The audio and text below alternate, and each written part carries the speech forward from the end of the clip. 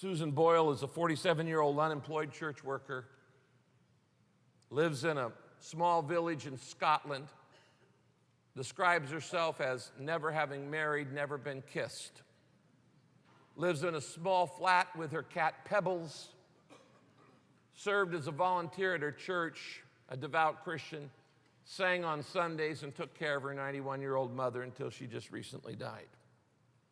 And this week, on YouTube and on the internet, literally tens of millions of people watched and wept as Susan sang on Britain's Got Talent, which is the British version, the English version of American Idol. And when she first walked onto that stage, she seemed out of place. And you could see the jeers and the rejection and the laughing and the snickering and the eyes rolling, and the crowd was obviously contemptuous of her until she started singing. I want you to watch this video, and then I want to bring out some truths that I think have to do with God's purpose for your life. Watch this. Hello there. Hello, how you doing? I'm good, how are you? My name is Susan Boyle. I'm nearly 48, currently unemployed but still looking. And I'm going to sing for you on Britain's Got Talent today. A little nervous. Yeah, sure, no. Yeah, well, that's not surprising, but, you know, try... I got a fighting mood, you know. At the moment I live in Mullen with my cat called Pebbles. But I've never been married. Never been kissed. Oh, shame. But it's not an advert. And have you done this for many a year? Since I was 12. Since you're 12? I've always wanted to perform in front of a large audience. I'm going to make that audience rock.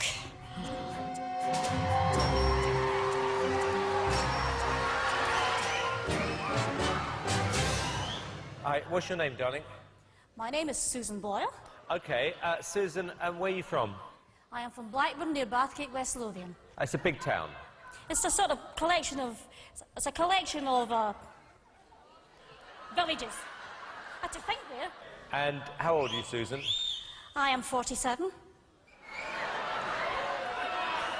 And that's just one side of me.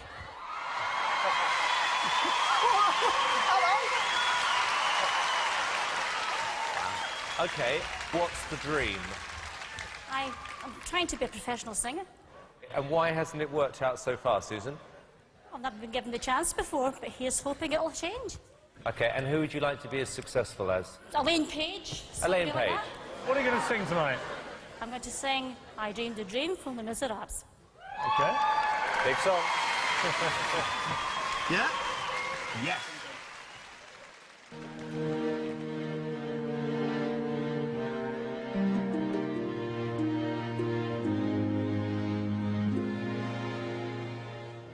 I dreamed a dream in time gone by.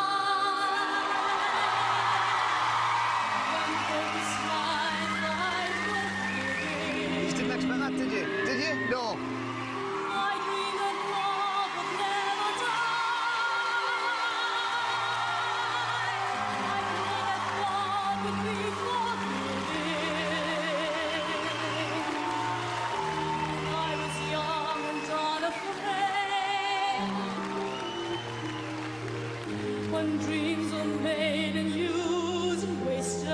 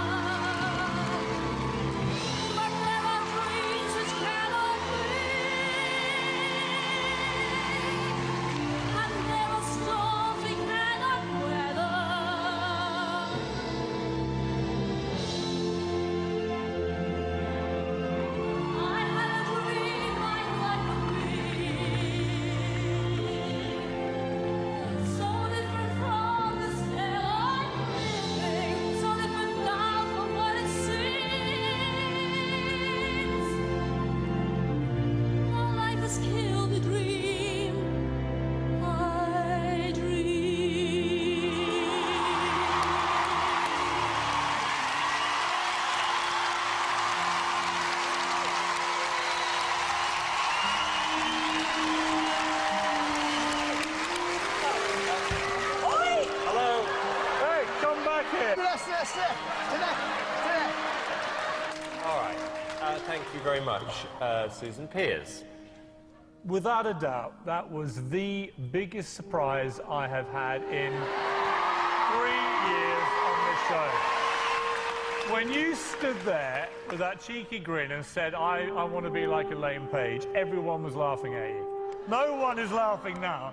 That was stunning, an incredible performance. Amazing.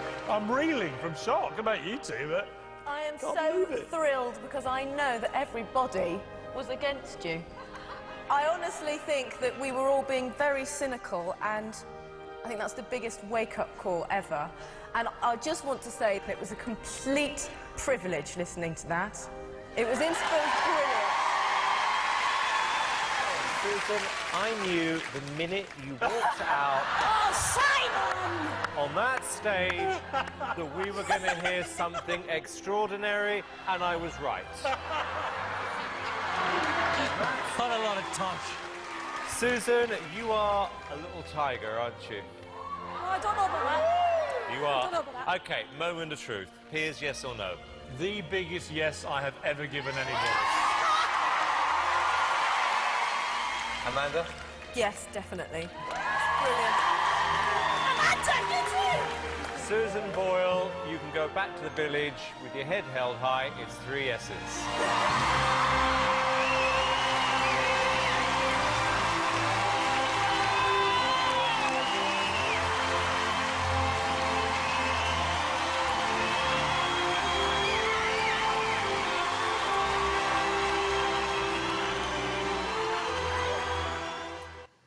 Now, why does that grab you so much? I mean, because it grabs you at a deeply gut emotional level. I've thought a lot about it because it creates a whole range of emotions. It starts when she walks on stage, you first feel sympathy, hoping, oh God, don't let her embarrass herself. And you're kind of cringing, don't let her make a fool of herself. And then the moment she begins singing, you feel both shock and relief because this plain Jane woman has the voice of an angel. And it took exactly eight notes to get the people standing on their feet. I counted. And yeah, I mean, it even shut up Simon Cowell, you know. And the fact is, courage always moves us. And this woman, amazing woman, refused to be intimidated by the world's standards of perfection and knowing she's not the next pretty young thing, the typical American Idol. And she stands there, this woman, vulnerable, yet strong, and joyful, yet passionate in the face of all of this initial ridicule. Most of you would have wilted when you saw those jeers and the sneers and the snickers and would have probably run off stage. But she stands there, humble yet confident and unbothered and unbroken by what the world thinks of her. Now, what do we learn about this? Because I really do agree that I think this is a wake-up call in many ways for the world. First thing, I think we all need to realize how much we have been sucked in and brainwashed and programmed by the world's value system. If you are reading People magazine and you are watching Access Hollywood, you are being brainwashed to think that if people are not sexy or smart or swift, they're not worth much. And growing up in school, if you weren't good at academics, you better be good at athletics. And if you're not good at athletics, you better be attractive, because if you strike out on all three, people don't have to pay attention to you. That is the world's system. And I think the first lesson is stop judging people. The Bible says man looks on the outward appearance, God looks at the heart. I think the second lesson of this is to realize that everybody matters. that everybody is important. And that inside of everyone is this precious gift of God. It may not be a voice of an angel, but there's something there. James Martin, who's the associate editor of American Magazine, wrote this: "This video may be the best example of how God sees us and the way how the world often does not see us. The world genuinely looks askance at people like Susan Boyle, if it notices them at all. Without classic good looks, without work, out of work, without a spouse, living in a small town, people like Susan Boyle may not seem particularly important. But God sees us as worthwhile, special, talented, unique, and beautiful. And he sees the real person, and he understands the value of each individual's gifts, rich or poor, young or old, single or married, matron or movie star, lucky or unlucky in life. God knows, and he loves us. And I have no doubt as I watched that God was smiling when he watched this woman. There's a third lesson that I want you to get out of this as your pastor, and that is stop living for the approval of other people.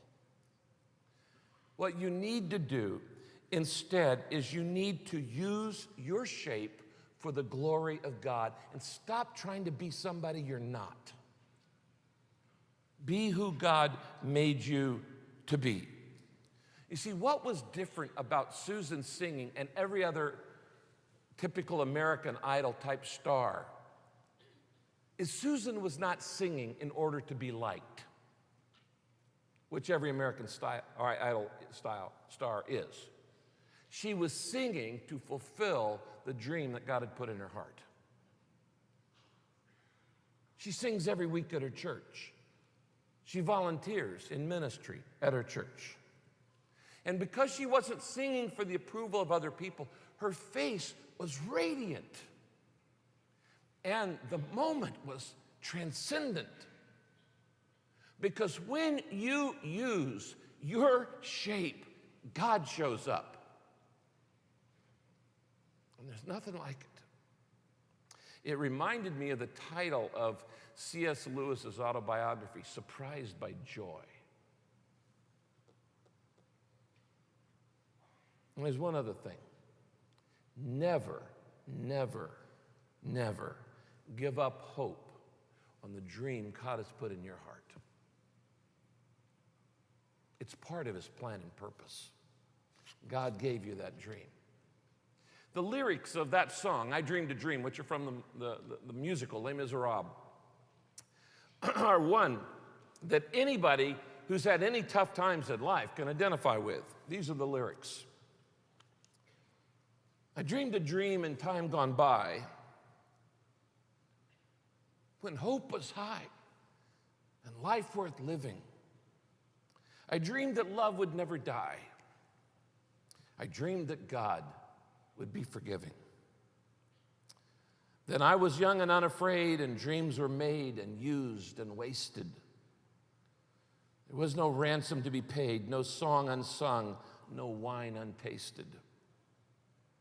But the tigers come at night, and their voice soft as thunder, and they tear your hopes apart, and they turn your dreams asunder to shame. I think that in Susan's face, you can just get a glimpse of the glory, of the grace, of the joy of God that awaits us in heaven. Because in heaven, everybody matters. In heaven, everybody's important. In heaven, you matter to God. In heaven, he made you to be you.